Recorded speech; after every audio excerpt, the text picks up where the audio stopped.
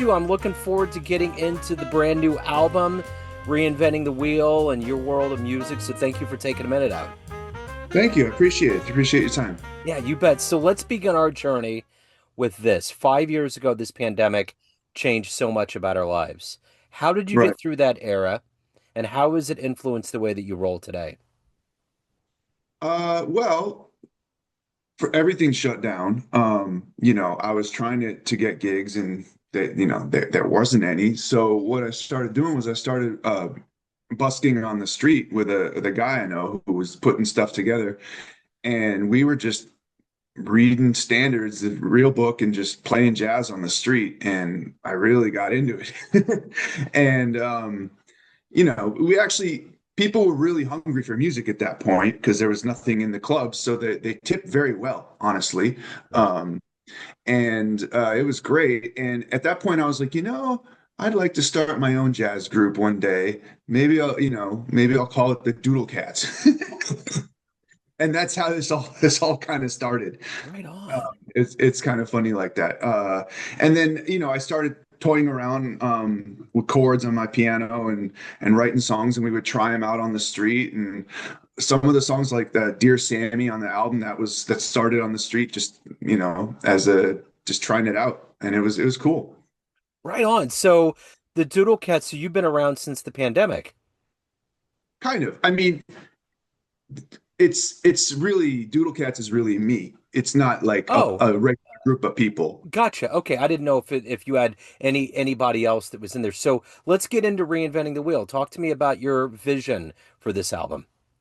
Well, my vision for this album was to make a classic Blue Note sounding album of songs that sound eerily familiar yet fresh in a way. The joke is you can't reinvent the wheel, but you can Yeah. have fun trying.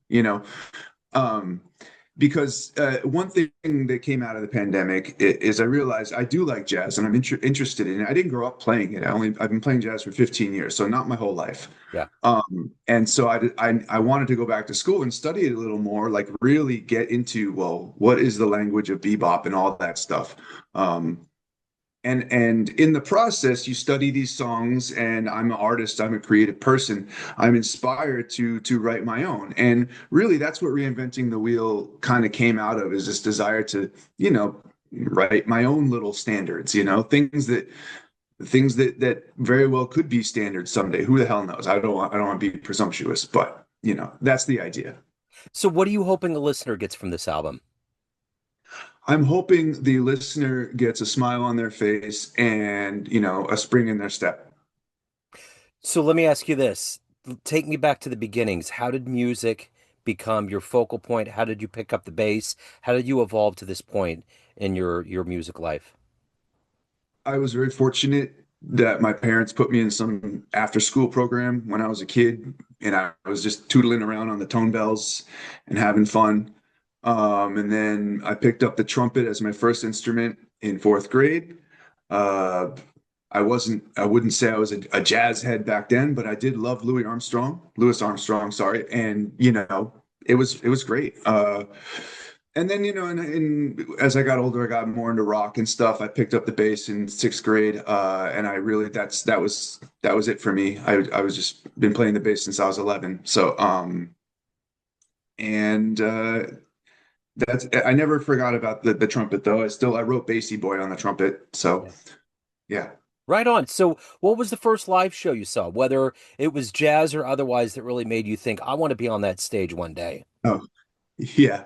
Uh, the first live show I went to as a teenager, that that was I was on my own, not like seeing Rafi with my parents or something. It was the Mighty Mighty Boss Tones Okay. at the Academy in New York City, a club that's no longer there. And I still have the concert stub, and it was great. They came out. I swear they came out dressed up like cops, and I was like, "That's so cool." They were pretty cool at the time. I mean, I remember when they came out, it was just a whole different mixture of instruments and the way that they did it. It was all high energy. It was It so was the all show my was great. Yeah, yeah. I saw them like 7 years ago or 10, almost 10 years ago at this point. They're still great. They're still Yeah. awesome.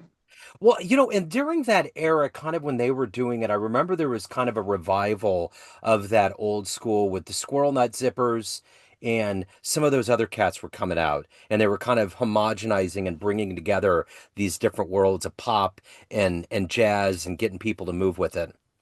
Well, and that's something that I sort of hint at a little bit in my jazz, is this you wouldn't confuse what I'm playing for punk music, you Yeah. know, but there is this idea that I have, and the Boss Tones really, they had a punk attitude and they put horns on it. They would call it ska core. It wasn't ska, it wasn't hardcore, it was ska core, Uh-huh.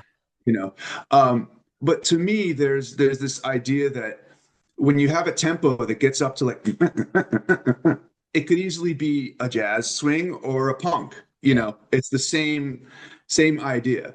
And on my album there's a song called Odio, which is 35 seconds long. And it's a fast little quick song. And that's a totally punk idea, is to have a quick, fast song. So let me ask you this. What was the first live jazz show you saw that blew you away when you did kind of get into it in earnest? Um, Ooh, that's a good question. I saw it's hard to think back, but I saw Les Paul when he was still alive. And that was pretty impressive. And that's not hardcore straight ahead jazz, but it was cool that just to see him doing his thing at the Iridium in New York City, um, still up there, and he was swinging and having a good time. And I thought to myself, wow, he's like 90 years old. He's still going at it. It was cool. It was really cool.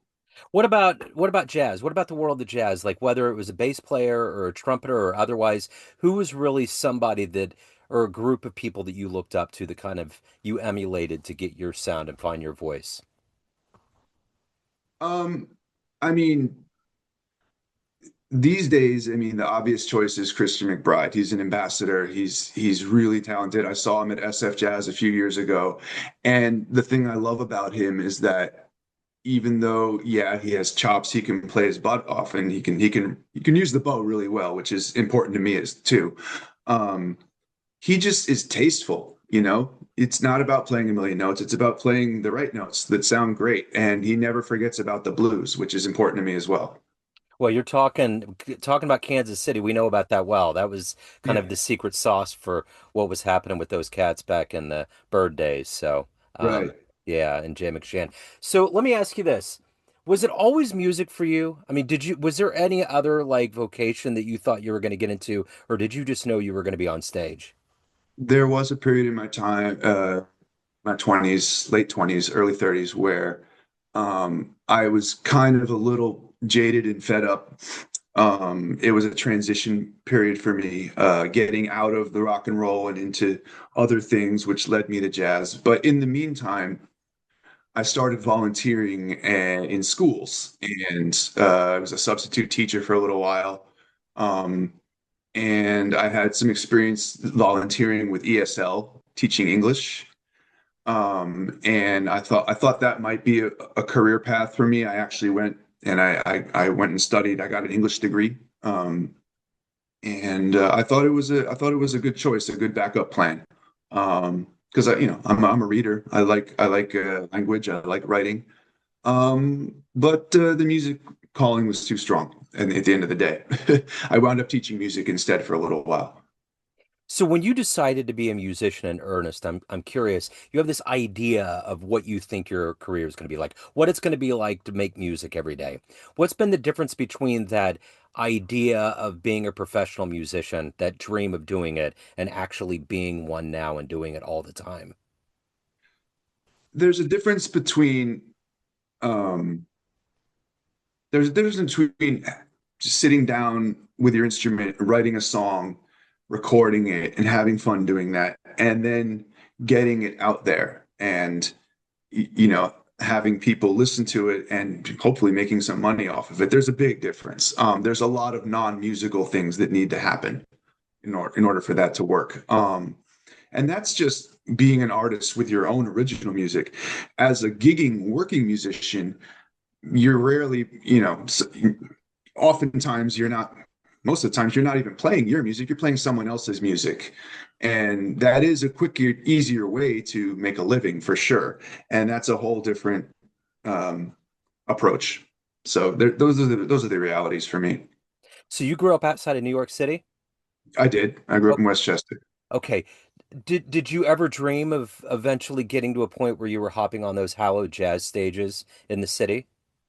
Unfortunately, or as it turns out, I moved away from New York City when I was 19, 20. I wasn't really thinking about that back then. So right now, what is the stage that you hopped on that was a dream of yours that you thought, man, this is where it's at? Have you had a moment like that? Um, Not quite. Not quite yet. I do moonlight a little bit with some local orchestras that are just kind of community orchestras. And one of them had a gig earlier this year in January at the Paramount Theater in Oakland, which was a nice big theater, and that was a very cool experience. Nice big show, very loud, lots of people. I Anytime I get on a big stage like that, it's a thrill, I must say. So what have you over your career learned from the elders, maybe the legendary players, that you try to teach younger players that you get around on the bandstand? It's not even about um, being good and having chops. Like that should be a given, honestly, at a certain point. It's about being professional and having a good attitude and just don't be a jerk. There's don't talk unnecessary shit, really, honestly. Someone said you got to be nice to the people on the way up because you're going to see them on the way down. Very And I true. really believe that's true. Someone said something like that literally the other day when we were talking about this modern political melodrama that we're living through right now. And Yeah. it's I think it's the backbone to karma. So let me ask you this. At the end of the day, why do you love this art form we call jazz? I love it because of the possibilities and the freedom. I love it from, it's not that anything is possible, it's just that it opens up a world of harmonic and melodic possibilities that are not available in some other art forms. And there's also this fusion that can happen between jazz and other art forms. So that's why I like it so much. And just the simple what I'm doing, just straight ahead swinging, it just feels good. Boom, boom, boom. It's hypnotic to me. I dig it. So let me ask you this. If you could get into a time machine, go back in time and see one jazz show with your very eyes, where are you going? I would see that famous show. Geez, it was in New York. I would see it with actually, you know what I would see? I would see Duke Ellington. Yeah, I would see a famous Duke Ellington show. yeah. Um, maybe one of his geez, one of those spiritual concerts he did. I forget what they're called. He did three of them. Yeah, I know what you're talking about. Yeah, and Yeah. it's not, yeah, I know exactly what you're talking about. So at the end of the day, Joe, everyone has a perception of you, family, friends, fans, everyone that you play with on the bandstand, but you run the show. What's your perception of you? Who do you think you are? I'm an artist and I'm a musician. I balance the two. Uh, Being a musician facilitates being an artist, and being an artist influences being a musician. Um, to create is to exist. That's how I look at it. Um, I'm writing my story as I go, and I'm sharing it with the world. So if you had a dream tonight, you ran into, say, the 13-year-old version of you practicing your instrument, and you walked up at your age now with like a book. that had pictures and illustrations of how your life as a musician turned out, and you handed it to that young version. Would that version, do you believe that this happened? No, no. That version of me would be like, what? Why'd you do all that? Why didn't we play Wembley Stadium yet? Would you dispense any advice on that young version of you? Um, I would say uh don't, keep reading music. Don't no, like get better at reading music. Yeah. That's what I would say. And don't drink so much. That's Yeah. what I would say. You know, it's the thing about COVID was that there was this fear that a lot of musicians were going to leave big cities like New York and otherwise, and that there would be a drop off and people going to college. Already jazz is a hard niche to get into. It's a hard world of making a living. How strong do you see the jazz community right now in 2025? Uh in the San Francisco Bay Area, I would say it's pretty strong, honestly. Um, SF Jazz continues is the beacon in the city. It's the big show. They continue to have lots of shows. Yoshi's in Oakland is the other one. Their schedule is packed. And since in the last 3 years, since things started opening up again, there have been a lot more. There's been at least three or four, five clubs in San Francisco that have opened up and are having jazz, 4 or 5 nights a week. So there's a lot of things going on and a lot of people making music. A lot of my associates putting out records. The saxophone player on my record, Carl Schultz, just put out a great record. Um, Talk about reinventing the wheel. He kind of is really doing it more than me. Uh, Called Road to Tranter. You should all check that out. Yeah. And Eric Jacobson, the trumpet player, put out a great album this year called Breakthrough. Yeah. Uh-huh. I encourage everyone to listen to that. Totally. Kevin Wong, the piano player, he has a sort of fusion band called Honey Knuckles. Uh-huh. They're really good. So yeah, people are doing a lot of things in SF, and on the socials, there's a lot of camaraderie, a lot of jams happening. So yeah, I think things are pretty healthy around here.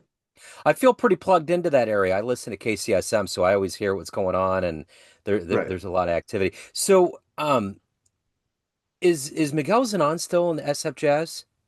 Who? Miguel Zanon? I don't know. Okay, all right. I just because I saw them come through town. They came to the Folly here in KC, and I believe they did a Miles retrospective. I think because it was before the pandemic, and all of that's melted away. But anyway, yeah, that's such a powerful group. So if anyone wants to catch you live, pick up an album, your new music, so that they can benefit you the most, what's the best way for people to do that? The best way is to go to my website, my own little personal record label, Necessary Vice, Okay. necessaryvice.net. Okay. I will put those links in the show notes. Joe, wonderful to meet you, man. Thank you so much for taking a minute out today. Thank you, Joe. I appreciate your time. Yes, sir. And before